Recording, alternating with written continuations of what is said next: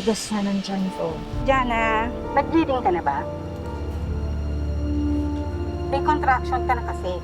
Distress na din ang baby. Anong ibig sabihin nito? Kulang na sa oxygen ng baby. Kailangan mo nang mailabas ang baby nyo. Kailangan na natin ng emergency C-section. Nurse!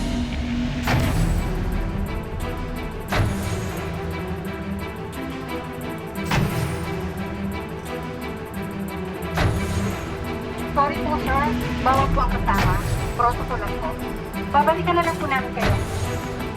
Jana, there was a time na inakala mong hindi ka mabubuntis. Anong naging diagnosis sa'yo noon ba? Bakit ka hindi pwedeng mag-anak? Daw. Inverted yung ovaries ko. I was not fertile all the time. Eh, nung nalaman ng parents mo na buntis ka, di ba? You were not married. Boyfriend mo pa lang Yes. siya eh. Anong naging reaction nila? Medyo na-disappoint, pero hindi naman po yung typical na sinagawa ng her or ganyan. It was like something na the blessing is there. Nung nabuntis ka na, you lived in with the father Yes. ng anak mo? Yes. Okay. Totoo ba na mahirap yung pagbubuntis mo? Well, mahirap in a sense. One is, I didn't have yung regular checkups due to COVID. Tumigas lang po yung tummy ko. Parang sasabog na hindi mo maintindihan. Ah, ganun? But I didn't feel any pain. Parang nag-bleed lang ako. And then sabi ko, parang may Oh. mali. And then that's when I was rushed to the hospital. So when they opened me up, pag ganun po nung doctor, parang walang iyak po. You were okay? I was Wala fine. kang complications? Yeah, Wala actually, naman. first day pa lang, as soon as I went back to the room, tumayo na ako. Eh, di ba bawal po yun? Because I wanted to see, The baby, of course. yeah, if he was alive or what's Oo. happening because I didn't hear him cry. Nagpunta ka sa ano? Sa, Nico. oo, Yes. and then? He had tubes sa nose, ganyan. Pero hindi, parang may fluids daw sa lungs niya. Baby kong tahitahimik. Pero baka may pasabog yan sa atin. Okay, time for dede na ang mabait namin ng baby.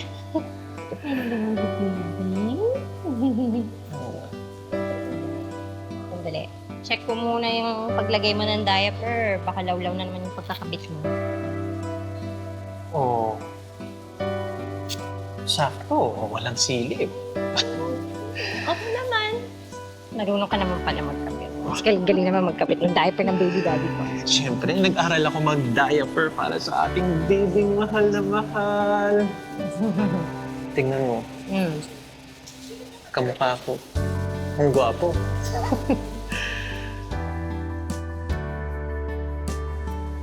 Oo na, sige na. Ikaw na yung kamukha. Wala nakuha sa akin. Tuloy ba yung check-up niyo bukas? Basta muna, sa Manila na lang natin check up. Sige. Pwede rin tayo dumaan sa mommy at daddy mo. Pero parang okay naman si Zoe.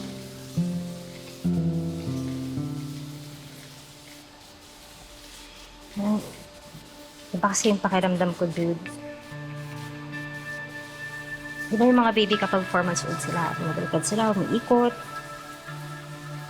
Pero si Zoe, hindi mo ginagawa, parang hindi siya marunong. Tapos,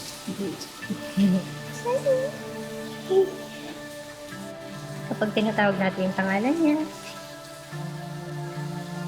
sana na naman siyang reactions.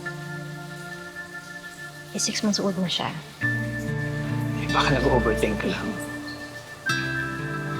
Iba-iba naman yung paglaki ng mga bata. Pero wala namang masama kung papacheck natin siya, di ba? Para makasiguro lang tayo.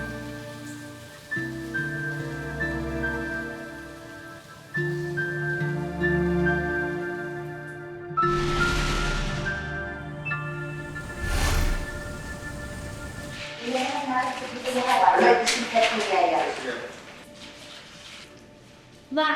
Jana! Asan ang napakagwapo kong apo? Ha?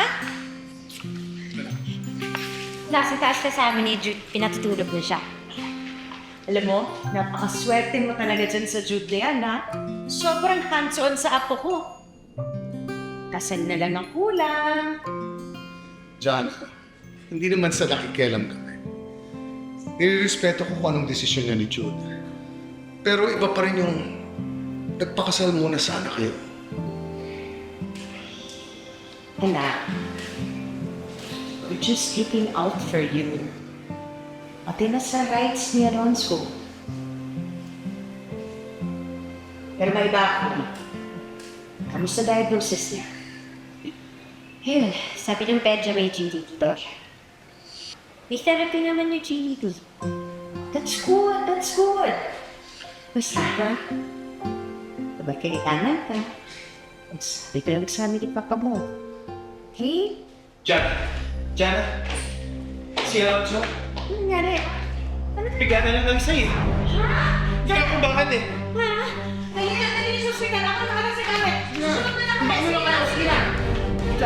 Agad nilang dinala sa ospital si Baby Alonso.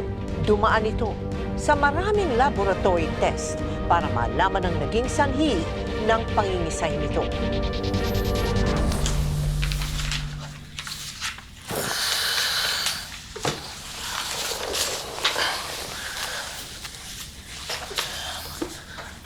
Ay, matulog ka na. Meron naman tayong online consultation bukas. Makakausap mo yung doktor online.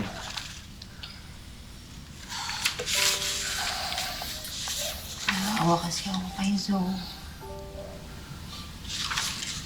Wala pa siyang 1 taon pero parang lahat na yata ng lab test naranasan niya. Siyempre, kailangan ng mga doktor yan eh. Para malaman nila kung bakit siya nagsiseizure. Para malaman natin kung paano natin siya gagamutin.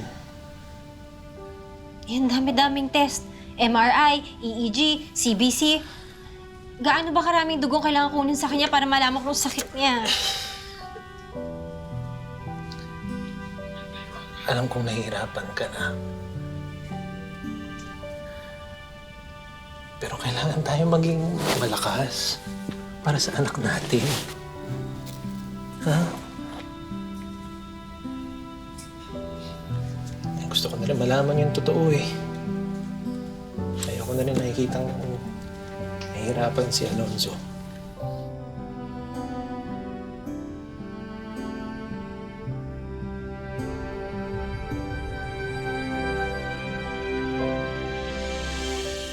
We went to Baguio first, the hospital. And they said, ma'am, normal naman po lahat ng test. Normal daw. Pati newborn screening normal. But bilang isang nanay, you have that instinct that there's something wrong. So, sakto, the borders, Baguio to Manila open. We rushed to Manila. And pina-MRI. More test pa, oo. ECG, all the blood works, lahat po. Dun po nakita na may cerebral palsy si Alonso. Oh, and how did you take that? I took it in a positive matter na, okay, so Doc, what's next? Teka muna, in all of these, nasan yung ama niya? Well, that time he was with us pa rin. That Okay. time. And then when we head off back to Baguio, things changed already.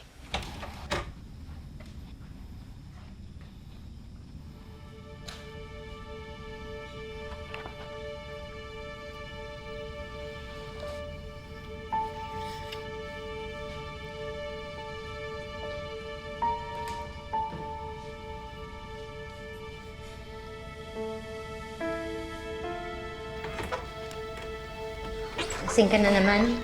Sorry. Yaya lang ng barkada. Judy, hindi kita pinagbabawalan sa mga kaibigan. Pero may COVID ngayon. Si Alonso may sakit. Kaya nga maliligo ako agad eh. Para hindi kayo mahawa ng virus. Anong klaseng sagot yan? Hindi ba dapat sabihin mo, nandito ka na, tulong ka na? Huwag kang ganyan. Magising yung bata. Tapos ngayon, may pakialam ka na sa anak natin. Dati nga, ikaw ang nanagigising para pahilingin siya. Ikaw yung nagpapakain sa kanya. Ikaw yung nagpapalit sa kanya. Tapos ginahawakan mo siya. Binibigyan mo siya sa mata niya, hinahalikan mo siya. Yan hindi mo na ginagawa. Hindi totoo yan. Malalaman natin na hindi siya normal? Hindi totoo yan! Hindi na siya perfecto? Hindi ako nagbago. Ano, perfecto siya sa mata ko. Hindi totoo yan. Kahit ano man mangyari sa kanya. Hindi totoo yan! Ibuong araw iniiwan mo ako dito mag-isa. Wala akong kasama dito. Ako na lang nag-aalaga sa kanya. Nasaan ka?